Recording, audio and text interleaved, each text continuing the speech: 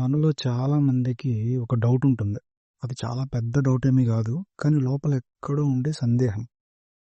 భగవద్గీత అంటే గొప్ప ఆధ్యాత్మిక గ్రంథం అంటారు. శాంతి గురించి, ధర్మం గురించి, కర్మ గురించి చెబుతుందంటారు. మరి ఎంత గొప్ప గ్రంథం యుద్ధంలో ఎందుకు చెప్పారు? అంటే ఇది భగవద్గీత హింసను సమర్థిస్తుందా అన్న ఈ ప్రశ్న, నిజానికి ఇలా ప్రశ్న వేయటం తప్పేమీ కాదు. సో ఈ వీడియోలో నేను ఎవరిని ఒప్పించడానికి రాలేదు, ఎవరితోనూ వాదించడానికి కూడా రాలేదు. మనకు వచ్చిన ఈ ప్రశ్నను నెమ్మదిగా, తొందరపడకుండా ఒక్కసారి సరిగ్గా అర్థం చేసుకోవడానికి ప్రయత్నిద్దాం. ఇలాగా యుద్ధభూమిలో భగవద్గీత ఎందుకు చెప్పబడింది అన్న ఈ సందేహం ఎందుకు వస్తుందంటే కొన్ని సాధారణ కారణాలు ఉన్నాయి. మొదటి కారణం ఏమిటంటే మనం భగవద్గీతను పూర్తిగా చదవం. అవును, మనం భగవద్గీతను పూర్తిగా చదవం. ఎక్కడో ఒక సీన్ చూస్తాం అంతే. రెండు సైన్యాలు ఎదురెదురుగా నిలబడి ఉండటం, లేకపోతే పోస్టర్ చూస్తాం, అర్జునుడు కృష్ణుడు ఒకే రథంపై ఉండటం. అవి చూసిన వెంటనే అదే గీత అనేసుకుంటాం అంతే. అదే మొత్తం భగవద్గీత అన్నట్టు మైండ్లో ఫిక్స్ అయిపోతుంది. కానీ నిజంగా ఆలోచిస్తే ఒక పెద్ద గ్రంథాన్ని ఒక్క సన్నివేశంతో నిర్ణయించడం సరైన పద్ధత కాదు. ఇంకో కారణం ఏమిటంటే మనం చిన్నప్పటి నుంచి ఒక మాట వింటూ పెరిగాం, హింస చేయడం మంచిది కాదు, హింస మంచిది కాదు. అవును, నిజమే, హింస అనేది నిజంగా మంచిది కాదు. కానీ ఇక్కడే మనల్ని మనం ఒక ప్రశ్న వేసుకోవాలి. ప్రతి పరిస్థితిలోనూ ఏమీ చేయకుండా ఊరుకోవటమే నిజంగా సరైందా? అంటే ఇక్కడ రెండు ఆలోచనలు. ఒకటి, హింస అనేది మంచిది కాదు అన్న భావన. రెండు, ఏమి చేయకపోవటం సరైందా? ఈ రెండు ఆలోచనలు ఎలా కలిసి గందరగోళం పెడతాయో ఒక చిన్న ఉదాహరణతో చూద్దాం. మన ముందు ఎవరో తప్పు చేస్తున్నారు అని అనుకుందాం. ఆఫీసులో కావచ్చు, బస్సులో కావచ్చు, ఇంకెక్కడైనా కావచ్చు, లేదా మనకు తెలిసిన వాళ్ళ మధ్య కావచ్చు.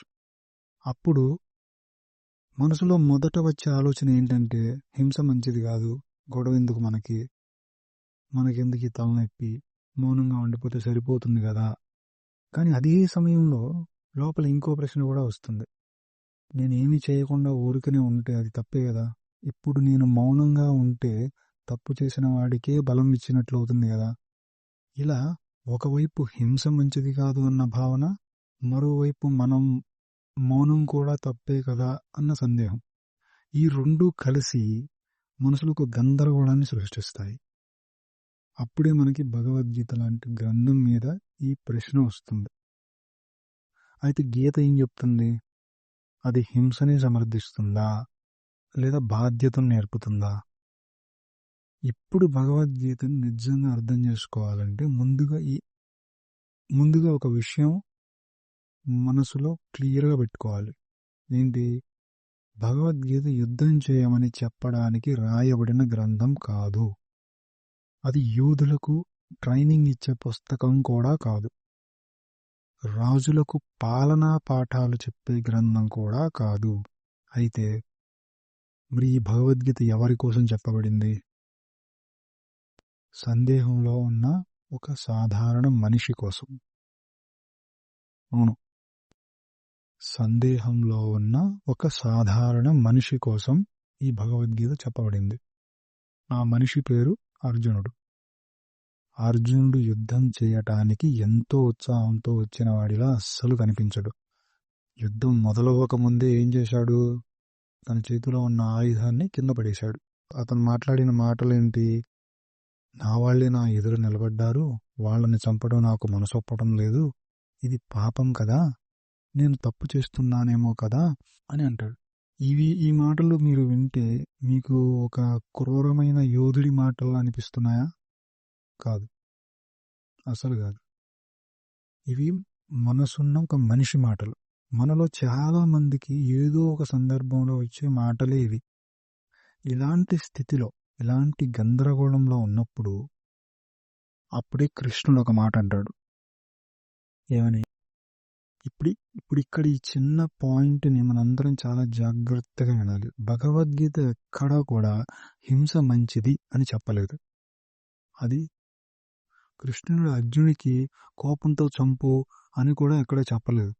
అసలు కృష్ణుడు అడిగిన ప్రధాన ప్రశ్న ఏంటంటే, నీ కర్తవ్యం ఏంటి? ఇప్పుడు అర్జునుడు ఎవరో ఒకసారి గుర్తు చేసుకుందాం. అతను ఒక సాధారణ వ్యక్తి కాదు. ఒక రాజకుమారుడు, ఒక శిక్షణ పొందిన సైనికుడు. అలాంటి వ్యక్తికి బాధ్యత ఉంటుందా, ఉండదా? అతని బాధ్యత ఏమిటంటే, అధర్మం జరుగుతుంటే న్యాయం కోసం నిలబడటం. ఇక్కడ చాలా ముఖ్యమైన విషయం ఒకటి ఉంది. యుద్ధమే లక్ష్యం కాదు, ఎవరినైనా చంపాలనే ఉద్దేశం కూడా కాదు. యుద్ధం అనేది ఒక పరిస్థితి. ఆ పరిస్థితి అతడిని బాధ్యత ముందు నిలబెట్టింది. అందుకే కృష్ణుడు అర్జునుడికి ఇలా చెప్తాడు, ఏమని? నీ బాధ్యతను వదిలేసి భయంతో వెనక్కి తగ్గితే అది కూడా తప్పే అవుతుంది. ఇది వినటానికి కొంచెం కఠినంగా అనిపించవచ్చు, కానీ జీవితాన్ని నిజంగా చూస్తే ఇది చాలా నిజమైన మాట. ఇప్పుడు మనం ఒకసారి ఆగి ధర్మం అంటే అసలు ఏమిటి అని ఆలోచిద్దాం.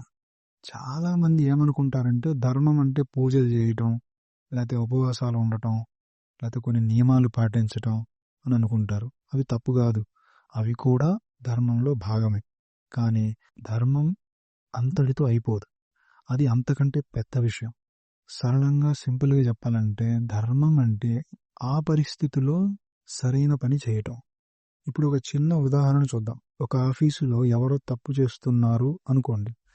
అప్పుడు మనసులో మొదట వచ్చే ఆలోచన ఏంటి? మనకెందుకు, మన పని మనం చూసుకుంటే సరిపోతుంది కదా. ఇలా మౌనంగా ఉండటం చాలా సులభం. కానీ అదే సమయంలో ఒక చిన్న ప్రశ్న కూడా వస్తుంది, ఇది నిజంగా సరైందేనా అనా? అలాగే ఒక కుటుంబంలో ఎవరైనా అన్యాయం చేస్తుంటే మనం చూస్తూ ఊరుకుంటే అది నిజంగా ధర్మమా?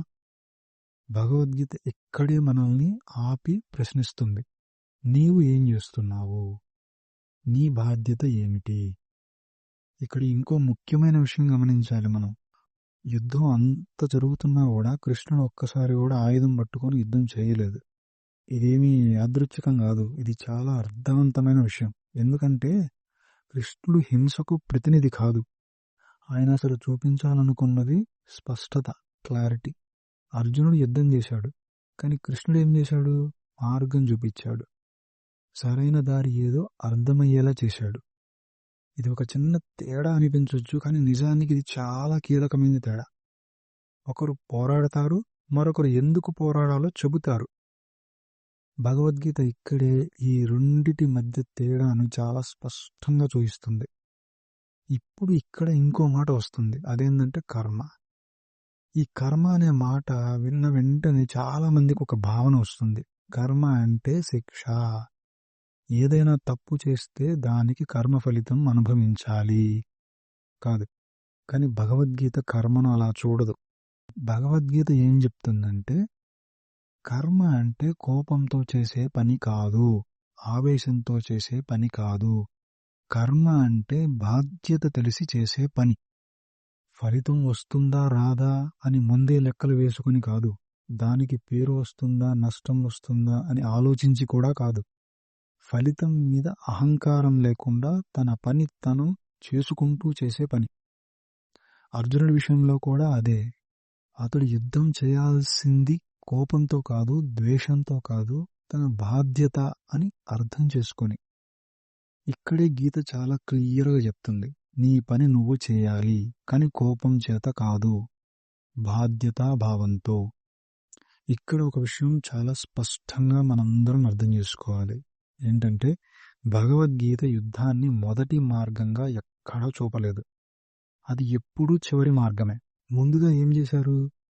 శాంతంగా మాట్లాడారు, అర్థమయ్యేలా చెప్పే ప్రయత్నం చేశారు, తప్పును సరిదిద్దుకునే అవకాశం ఇచ్చారు. కానీ అవన్నీ పనిచేయనప్పుడు, అధర్మం వినకుండా ముందుకు వెళ్ళినప్పుడు, ఇంకా ఏ మార్గం కనిపించనప్పుడు, అప్పుడు మాత్రమే యుద్ధం తప్పదు. మన జీవితంలో కూడా అలానే జరుగుతుంది. మాటలు పనిచేయనప్పుడు, న్యాయం వినబడనప్పుడు కొన్నిసార్లు కఠినమైన నిర్ణయం తీసుకోవాల్సి వస్తుంది. భగవద్గీత అదే నిజాన్ని చూపిస్తుంది. ఇది ఒక్క భగవద్గీతలోనే కాదు, మన ఇతిహాసాలన్నింటిలో ఇదే భావన కనిపిస్తుంది. రామాయణం తీసుకుంటే రాముడు అసలు యుద్ధం కోరినవాడు కానే కాదు. సీతను తిరిగి ఇవ్వమని రావణుడిని అడిగాడు, శాంతిగా సమస్యను పరిష్కరించుకోవాలని అనుకున్నాడు. యుద్ధమే లక్ష్యంగా ఎక్కడా ముందుకు వెళ్ళలేదు. కానీ శాంతి మార్గం పనిచేయనప్పుడు, తప్పును సరిచేసే అవకాశం ఇచ్చినా అది వినకపోతే అప్పుడు యుద్ధం తప్పలేదు.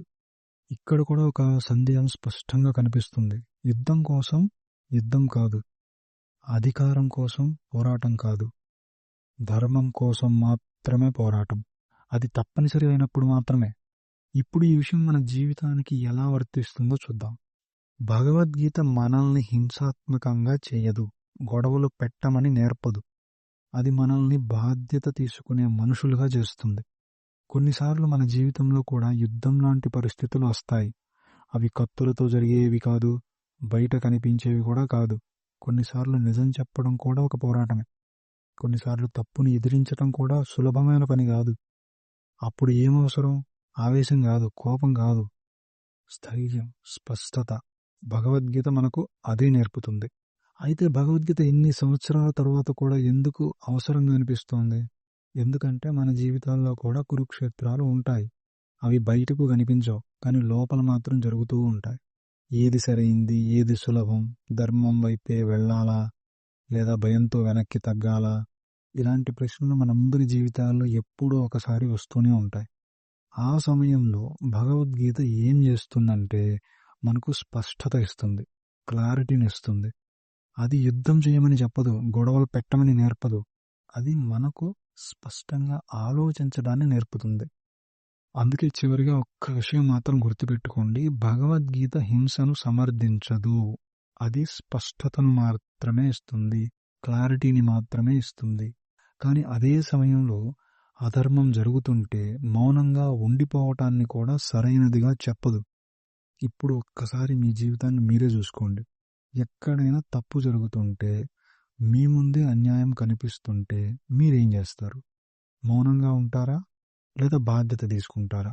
ఈ ప్రశ్నకు సమాధానం నేను ఇవ్వాల్సిన అవసరం లేదు. అది మీ లోపలే ఉంది.